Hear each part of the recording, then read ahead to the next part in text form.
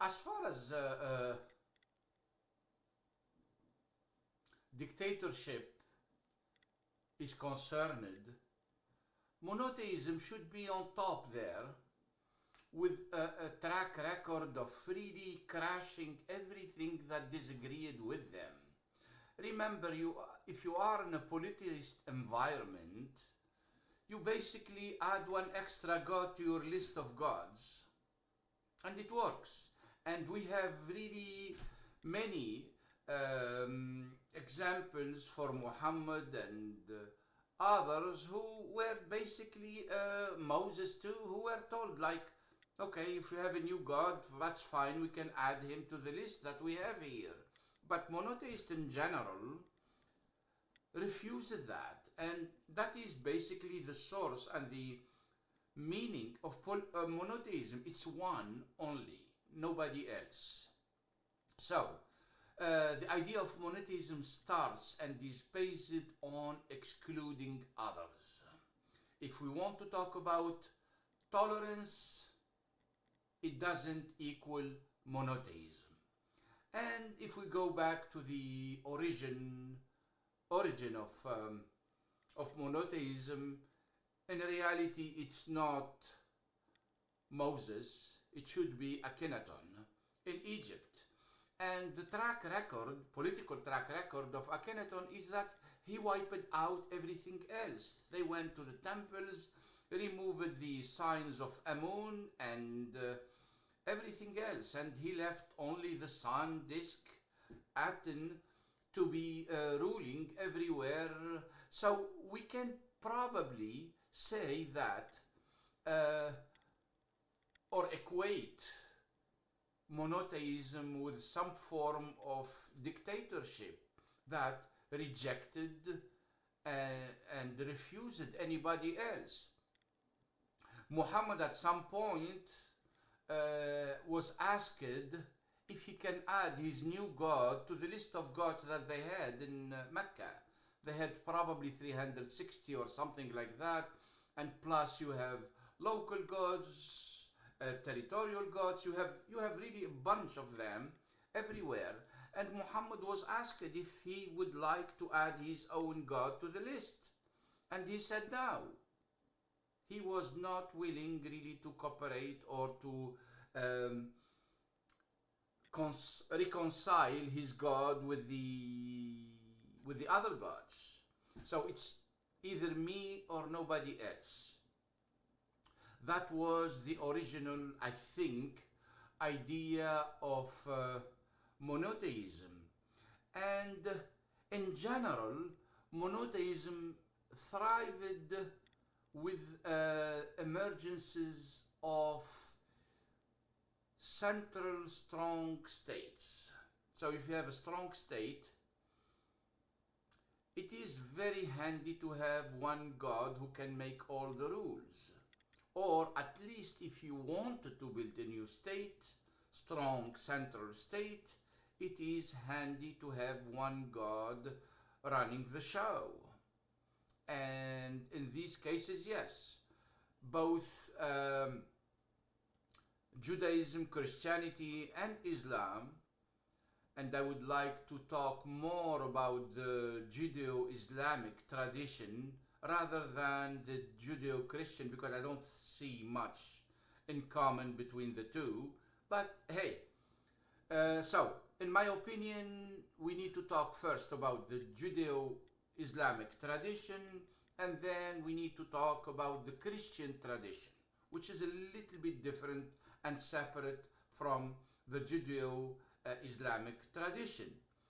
By all means, the Judeo-Islamic tradition was based on one God, one rule, and one government disbursing rules and in charge of collecting money and redistributing money. A central government was of utmost importance to these monotheism. Comes Christianity, it's really kind of the marriage of two types of rule. One of them was some form of polytheism, because I know Christian will really reject this idea, but it was actually a Father and Son and a Holy Ghost or whatever it is. That's not monotheism, and that's why both Muslim and Jews take this part seriously. Now, that is not monotheism as we understand it, and I'm talking here as a born Muslim. That means we do have a special understanding of what is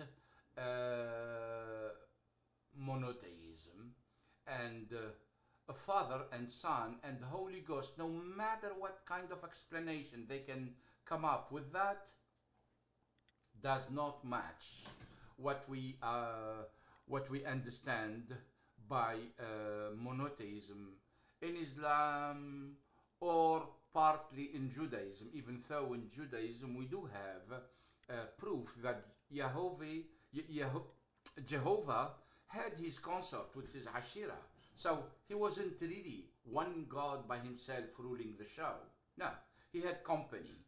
And also some of linguistic kind of remnants in Islam of Allahum, which is a plural somehow. And in Islam, our adopting Islam is based on witnessing. You witness that there is no God but Allah. This is, in other words, saying that me as a new convert or a new Muslim recognize and attest to the existence of one God, that is Allah. It doesn't mean that the other gods didn't exist. It means only that me, by adopting Islam, will recognize only one God, that is Allah. So it's kind of also very questionable here in terms of monotheism, how it evolved to a pure one God story. Because the original, as I said, statement really leave room to other options. Now, from there we have, or today at least, I would like to discuss one major topic about creation.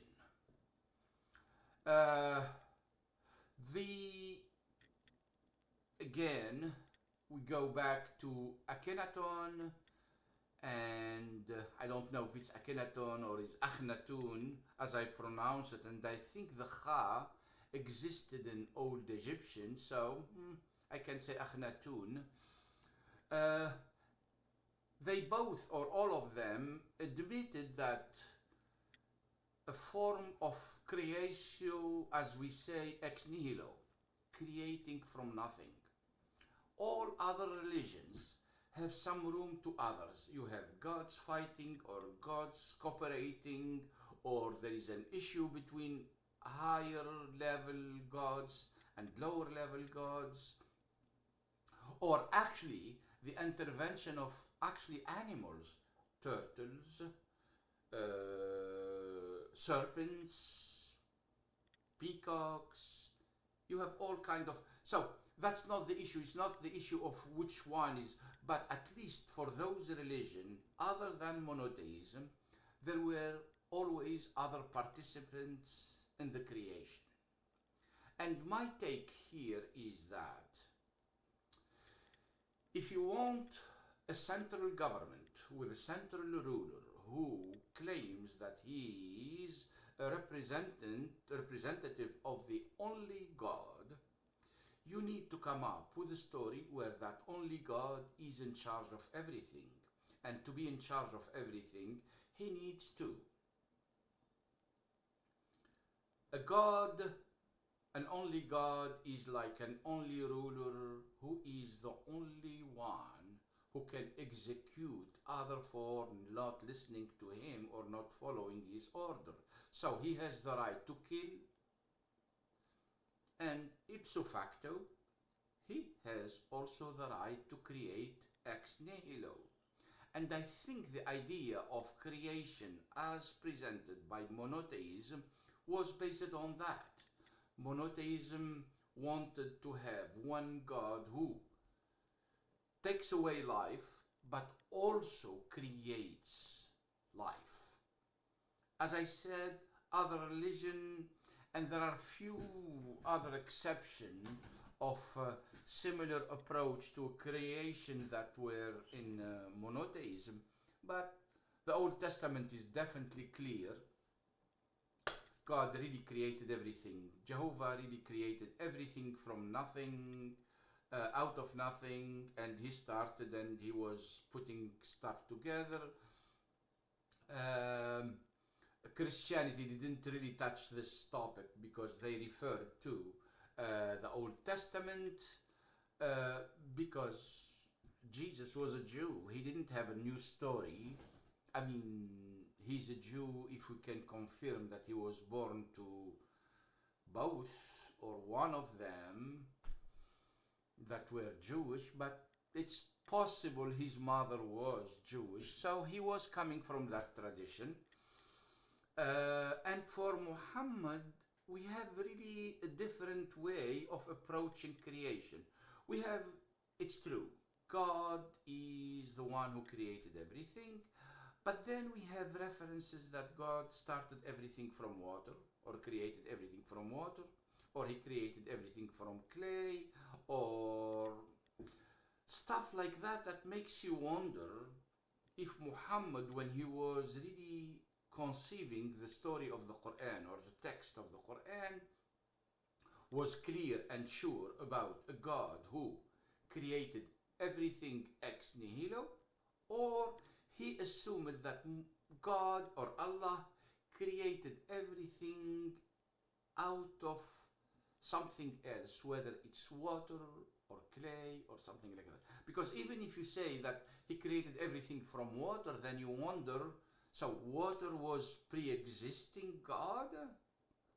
That's, or pre-existing the creation of the rest of the world? It is a fair question to... And here I would like to mention that there is a theory, the Neoplatonism, how it really gained a lot of followers in the first Islamic centuries, and that is the theory of emanation, or what we call Nazariyat al-Fayd al-Ilahi. The idea here is that for people, they can read it, but really it can defy the old theory or concept of creation ex nihilo. No, it was an emanation from something in itself that is not exactly God. It's like a pure possibility or a pure potential. From that emanated other things, the Logos, and which we find in the John, in the which is not a story. I mean, when you say at the beginning there was the Word,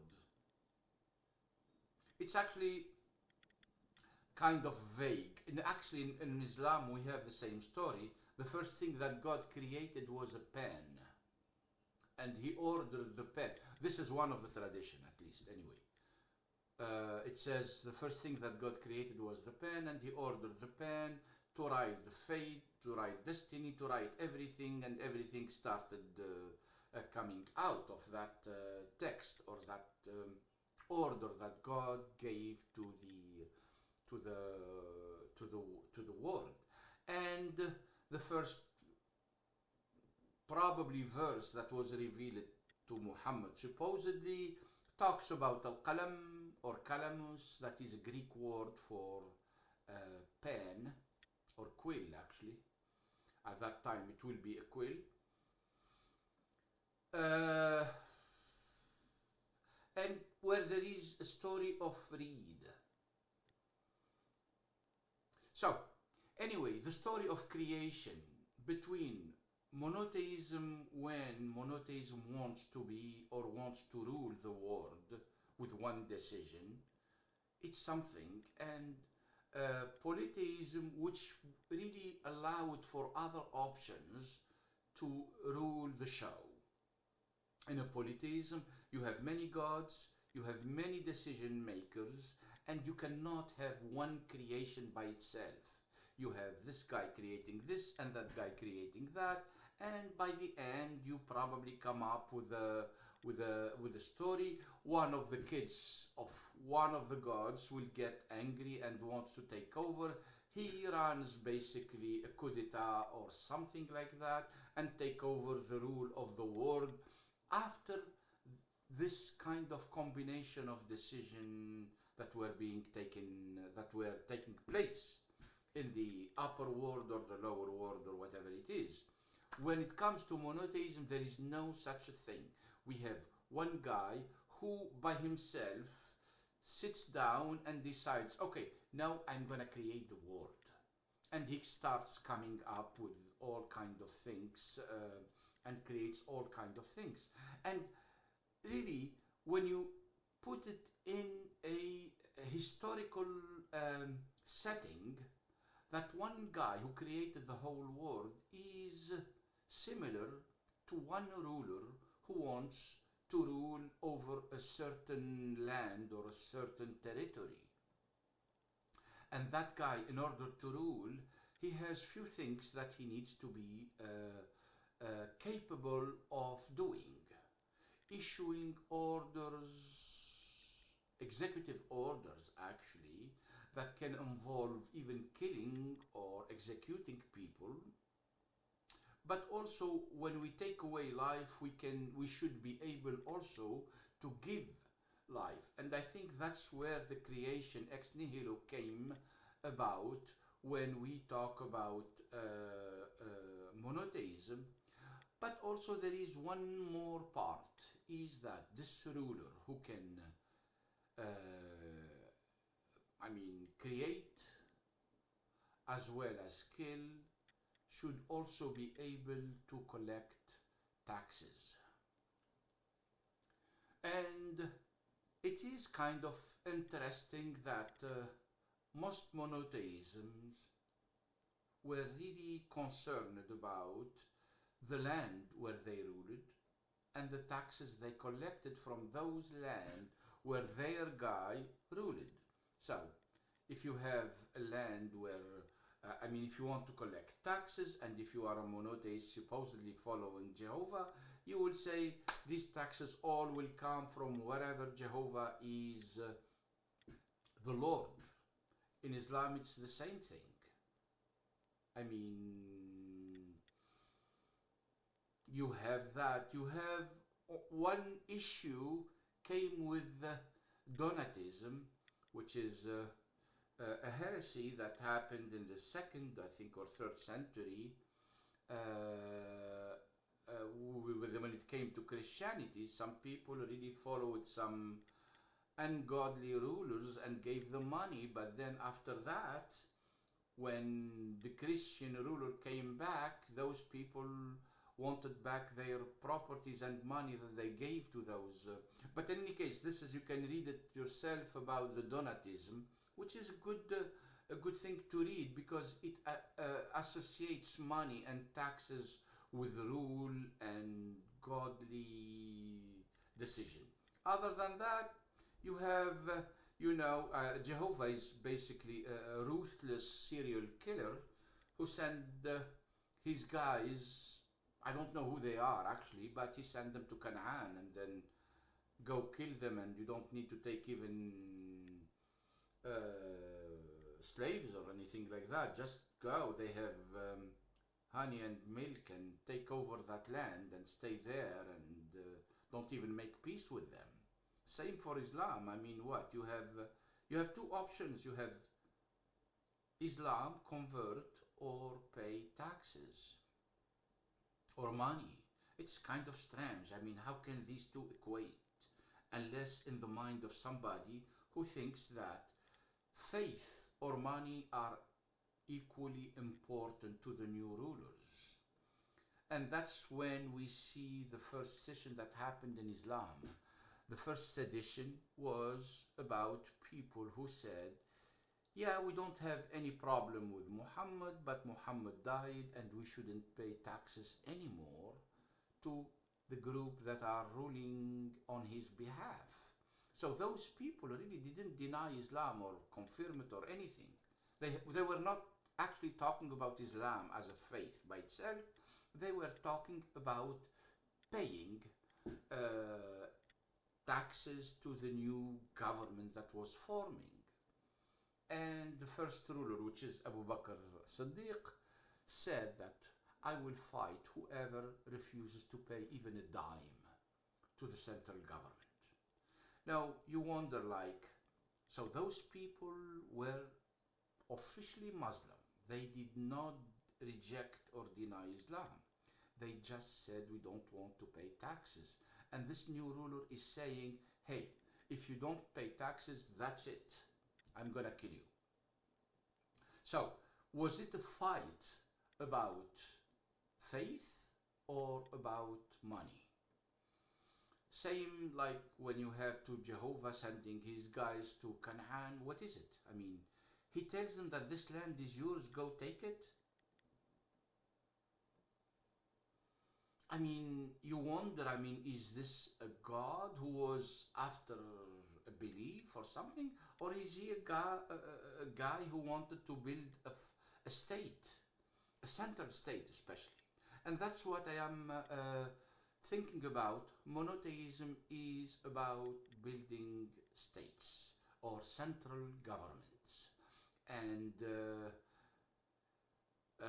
the growth of monotheism followed in general the growth of central government all over the world.